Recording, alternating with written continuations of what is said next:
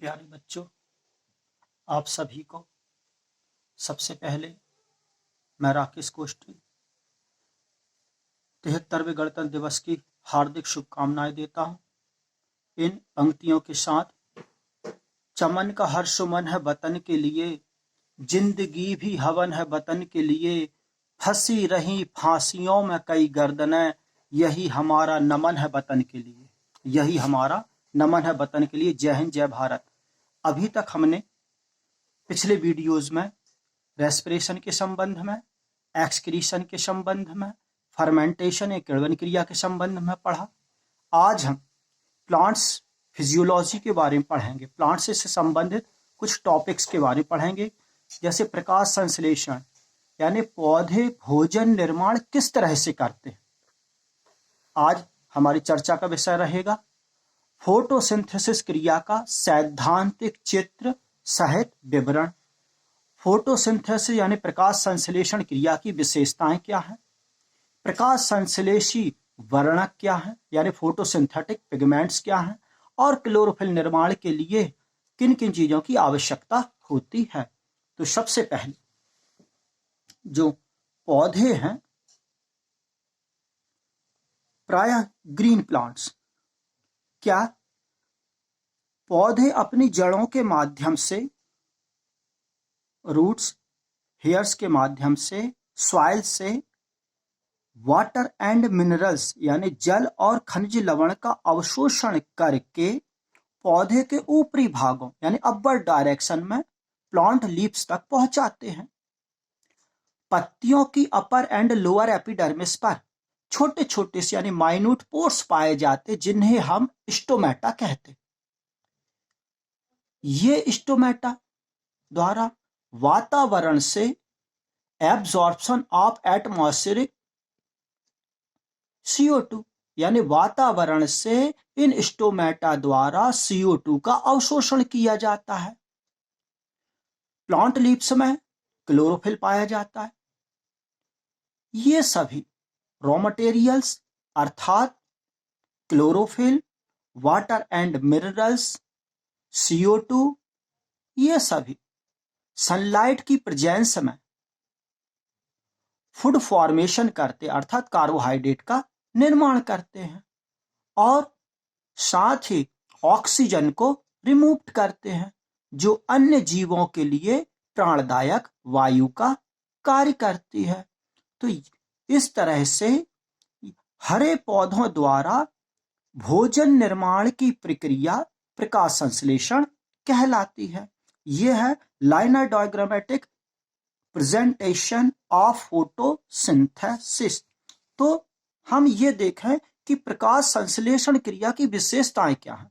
तो सबसे पहले फोटोसिंथेसिस इज वाइटल एक्टिविटीज, यह एक जैविक क्रिया है और यह ग्रीन प्लांट्स अर्थात ऑटोट्रॉफिक में होती है। ऑटोट्रॉपिक यानी स्वपोषी अर्थात जो अपना भोजन सेल्फ निर्माण करते हैं। फोटोसिंथेसिस क्रिया के दौरान फूड फॉर्मेशन होता है, यानी फूड फॉर्मेशन की एक प्रोसेस है। इस क्रिया में simple organic substance change into complex organic substance, यानी प्रकाश संश्लेषण क्रिया में सरल कार्बनिक पदार्थ जटिल कार्बनिक पदार्थों में बदलते हैं। इस क्रिया में एब्जॉर्प्शन ऑफ एटमॉस्फेरिक CO2 वातावरणीय CO2 का अवशोषण किया जाता है। आउटपुट ऑफ O2 यानी ऑक्सीजन बाहर निकलती है। Presence of chlorophyll, leaves, plant leaves में पाए जाने वाले जो ग्रीन पिगमेंट्स है उसे हम क्लोरोफिल कहते हैं। तो उसकी उपस्थिति में यानी प्रेजेंस ऑफ क्लोरोफिल की उपस्थिति में प्रकाश संश्लेषण क्रिया होती है।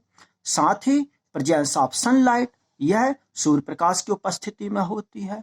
इसमें solar energy modified into chemical energy, जो सौर ऊर्जा है वह रासायनिक ऊर्जा में रूपांतरित होती है।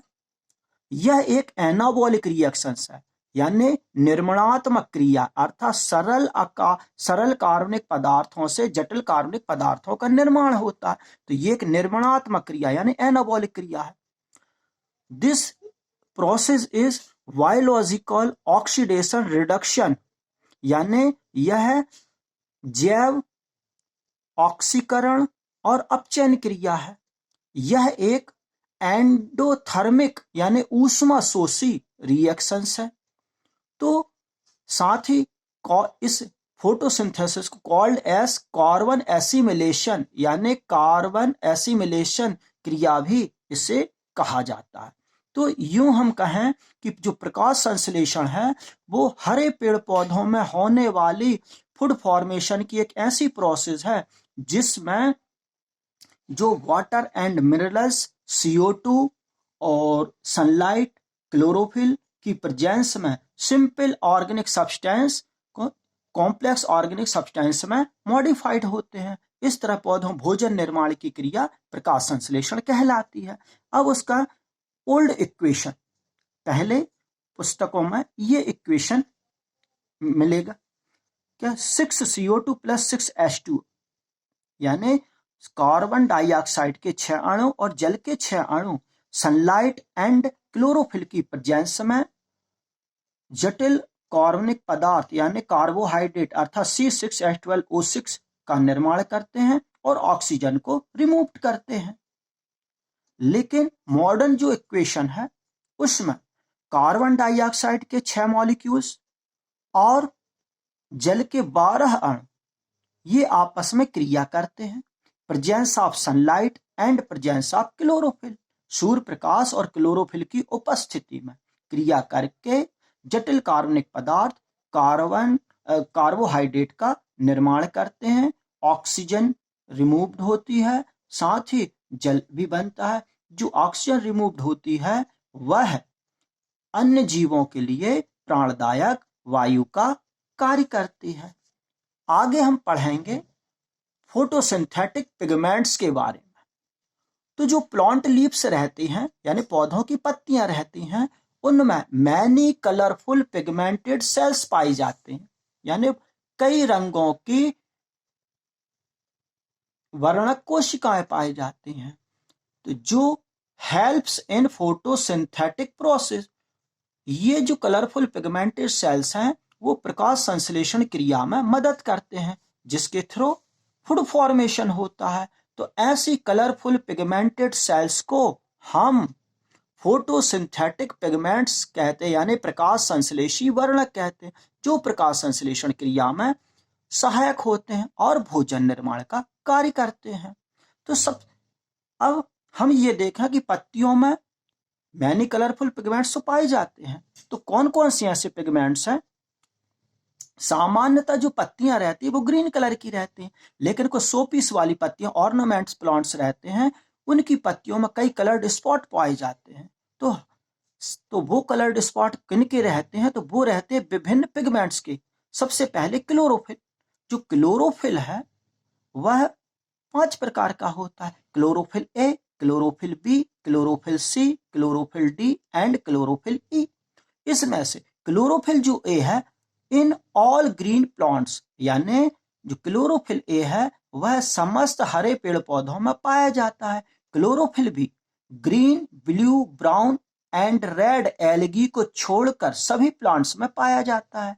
इसी तरह से जो क्लोरोफिल सी है इन ब्राउन एल्गीज एंड डाइटम्स में प्रेजेंट होता है।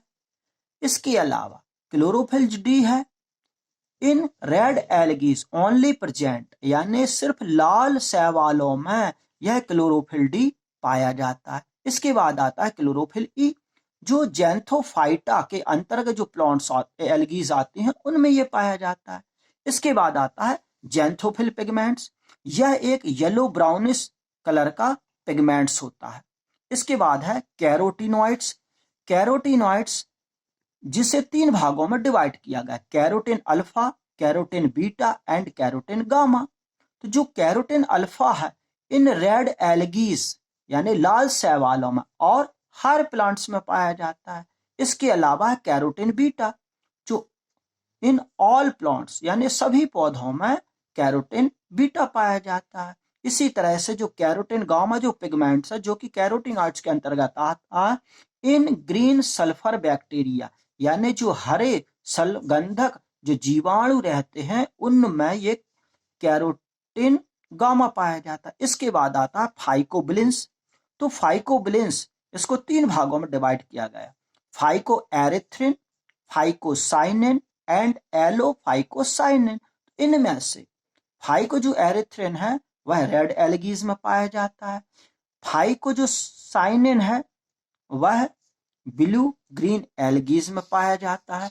अब हम ये देखें कि क्लोरोफिल निर्माण के लिए हमें किन किन एलिमेंट्स की आवश्यकता होती है। तो क्लोरोफिल निर्माण के लिए मैग्नीशियम है, आयरन है, कॉपर है, मैग्नीज है, जिंक है, पोटेशियम है, नाइट्रोजन है, सल्फर है, ऑक्सीजन है।